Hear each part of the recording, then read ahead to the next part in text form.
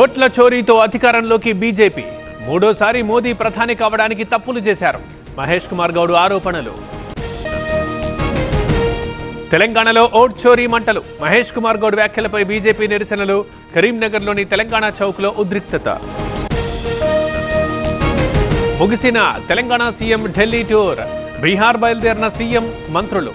Rahul voter అధికారి యాత్రలో పాల్గొంటున్న రేవంత్. రైతుల సంక్షేమానికి కూటమి కృషి. మహిళలకు ప్రభుత్వం ప్రాధాన్యత. స్త్రీ శక్తి పథకంతో పరిస్థితులు మారాయన్న ఎరపతినేని. నేటితో ముగుస్తున్న లిక్కర్ కేసు నిందితుల రిమాండ్. ఏసీబీ కోర్టులో హాజరుపరచనున్న సిట్. విజయవాడ జైల్లో ఉన్న కేసిరెడ్డి, చాణక్య, దిలీప్. దివ్యాంగుల పెన్షన్లు తొలగిస్తున్నారన్న వైసీపీ. నోటీసులు మాత్రమే ఇచ్చామన్న పయ్యావుల. మెడికల్ సర్టిఫికెట్ ఆధారంగానే పింఛన్లు. వైసీపీ నేతలపై బుడ్డ ఆగ్రహం. మద్యం తాగి దాడి చేసినట్టు దుష్ప్రచారం చేస్తున్నారు. వాళ్ళపై పరువు నష్టం దావా వేస్తానంటూ వార్నింగ్.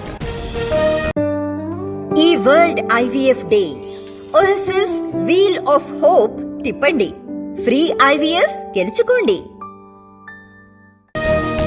కేంద్రం అసమర్థతతోనే యూరియా కొరత. 2.58 లక్షల మెట్రిక్ టన్నుల లోటుంది. తెలంగాణ రైతులకి తుమ్మల లేఖ. రాజాంలో ఎరువుల షాపులపై విజిలెన్స్ దాడి. ఆంజనేయ ట్రేడర్స్ షాపులో తనిఖీలు. అధిక ధరకు అమ్మడంతో 16 లక్షల విలువైన ఎరువులు సీజ్. ములుగు ఫారెస్ట్ లో యువకుడు సురక్షితం. అడవిలో తప్పిపోయిన యువకుడి ఆచూకీ లభ్యం. ముత్యాలధార జలపాతం సమీపంలో గుర్తింపు. మొత్తం 3 యువకులు సేఫ్. శ్రీకాకుళంని ముంచెత్తిన వరదలు. జల దిగ్బంధంలో పలు కాలనీలు. మోకాల్లోతు నీటితో ప్రజల అవస్థలు.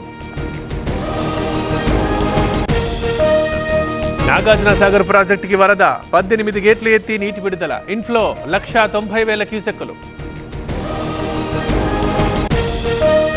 శ్రీశైలం జలాశయానికి కొనసాగుతోన్న వరద. 7 గేట్లు ఎత్తి నీటి విడుదల. ఇన్ఫ్లో 2,60,000 క్యూసెక్కులు. రాజస్థాన్లో కాలువలో పడ్డ కారు. 2 సురక్షితంగా బయటకు తీసిన రెస్క్యూ టీం. మరో 3 కోసం గాలింపు. భారత సరిహద్దులో కలకలం. ఎల్ఓసి ప్రాంతాల్లో పాక్ డ్రోన్ల సంచారం. భద్రతా దళాల అప్రమత్తతో డ్రోన్ల చొరబాటు విఫలం. కామన్వెల్త్ ఛాంపియన్షిప్స్ లో భారత్ కి స్వర్ణం. గోల్డ్ మెడల్ సాధించిన మీరాబాయి చాను. 48 కేజీల వెయిట్ లిఫ్టింగ్ విభాగంలో స్వర్ణ పతకం.